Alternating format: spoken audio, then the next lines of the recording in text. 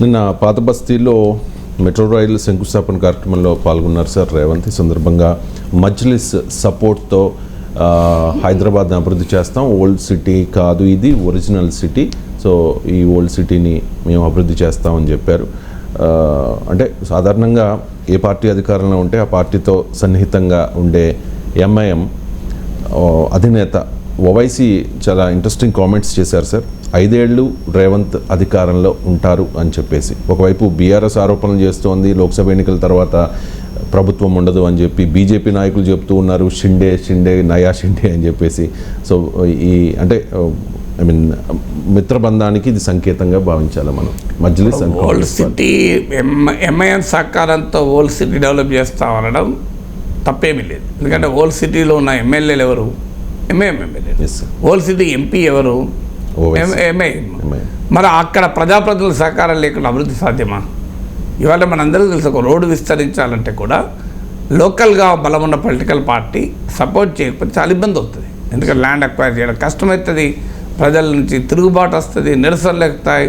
So development needs political support, దాంట్లో ఏం dispute లేదు. ఆ ప్రాంతంలో ఉన్న పార్టీల మద్దతు అనేది అనివార్యం. అందులో ఓల్డ్ సిటీ ఎంఐఎం కంచుకోవటం కనుక ఓల్డ్ సిటీని అభివృద్ధి చేయాలన్నా, అక్కడ ఒక రోడ్డు విస్తరించాలన్నా, అక్కడలో మెట్రో వేయాలన్నా, ఇంకేదైనా డెవలప్మెంట్ యాక్టివిటీ చేయాలన్నా ఎంఐఎం సహకారం అనేది కీలకమవుతుంది. అందరికీ తెలుస్తుంది. ఎంఐఎం అనేది కాదు, స్థానికంగా ఎవరు బలంగా ఉంటే అక్కడ నాయకుల మద్దతు అనేది అభివృద్ధికి అనేది అవసరం.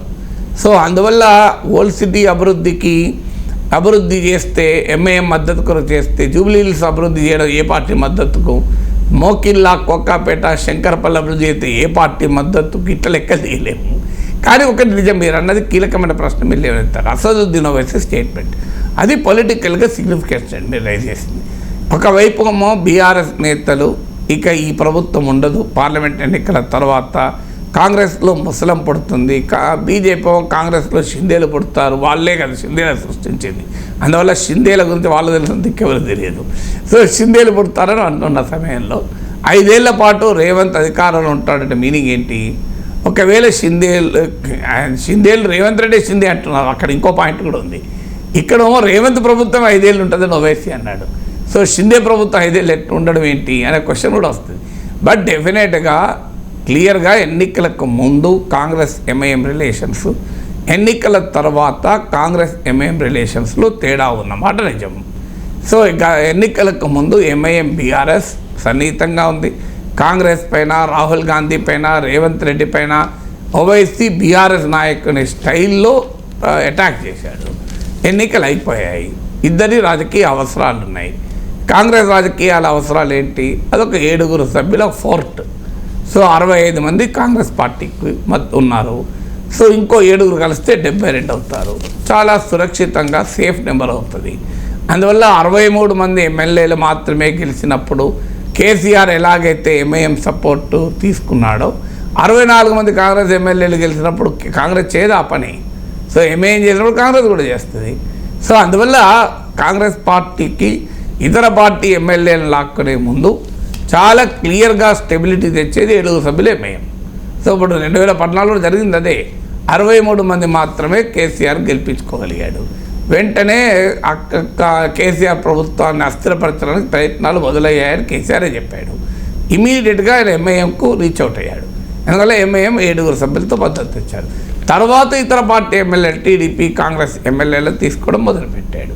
ఇప్పుడు కూడా ఏంటంటే, ఇప్పుడు కూడా కాంగ్రెస్ పార్టీ సిమిలర్ సిచ్యువేషన్ కదా. ఆయనకు అప్పుడు టీఆర్ఎస్కి 63 ఉంటే ఇప్పుడు కాంగ్రెస్కి 64 అయ్యారు, ఒకటే తేడా కదా. ఒక సిపిఐ మిత్రపక్ష సభ్యుడు 65 అయ్యారు, అంటే ఇద్దరు ఎక్కువ. సో ఇప్పుడు కూడా ఏమున్నది, ఇమీడియట్గా రీచ్ అవుట్ అయ్యేది ఎంఐఎంకి. ఎందుకంటే వాళ్ళకి 7 సభ్యులు ఉన్నారు. సభలో ఉన్న బీఆర్ఎస్కి 39 మంది మద్దతు ఇవ్వరు, బీజేపీకి 8 మంది మద్దతు ఇవ్వరు. సో ఇవ్వడానికి అవకాశం ఉన్నది ఎంఐఎం.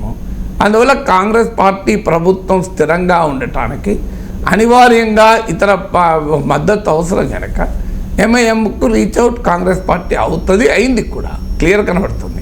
ఇది కాంగ్రెస్ అవసరం. ఇక ఎంఐఎం అవసరం ఏంటి? రాష్ట్రంలో ఎవడు అధికారంలో ఉంటే అది కాంగ్రెస్సా, బీఆర్ఎస్సా, టీడీపీ సంబంధం లేదు. ఎవరు అధికారంలో ఉంటే ఆ పార్టీతో సన్నిహితంగా ఉండి రాజకీయ ప్రయోజనాల్ని, తమ ఆర్థిక ప్రయోజనాన్ని, తమ ఆధిపత్యాన్ని నిలుపుకోవడానికి ఎంఐఎం చేస్తున్న నాటకం ఇది. ఇది 2004 నుంచి 14 వరకు 10 ఏళ్ళు అదే చేశారు. అప్పుడు కాంగ్రెస్కి అనుకూలంగా ఉన్నారు, ఒక్క కిరణ్ కుమార్ టైంలో మినహా. ఇప్పుడు మధ్యలో 10 ఏళ్ళు కేసీఆర్కి అనుకూలంగా ఉన్నారు. స్లోగా ఇప్పుడు కాంగ్రెస్కి అనుకూలంగా మారుతారు. సో ఎందుకంటే వారికి రాజకీయ అవసరం. అయితే ఒక్క తేడా ఉంది, రాష్ట్రంలో ఇప్పుడు కేంద్రంలో కాంగ్రెస్ లేదు. రాష్ట్రంలో కాంగ్రెస్ ఉన్నా కేంద్రంలో బీజేపీ ఉంది కనుక మరి మోడీ భయం కూడా ఉంటుంది కదా కాంగ్రెస్ని కలపడానికి. అందువల్ల కొంత ఉన్నట్టు లేనట్టు సమయం వచ్చినప్పుడు వచ్చేటట్లు రిజర్వ్ ఫోర్స్లో ఉంటాడు. సో అందువల్ల కానీ కాంగ్రెస్ ఎంఐఎం మధ్య ఎన్నికలకు ముందున్న వ్యతిరేకత, హోస్టిలిటీ, వైరము ఎన్నికల తర్వాత లేదు. ఇది మైత్రి వైపుగా అడుగులు వేస్తుందన్నది నిజం.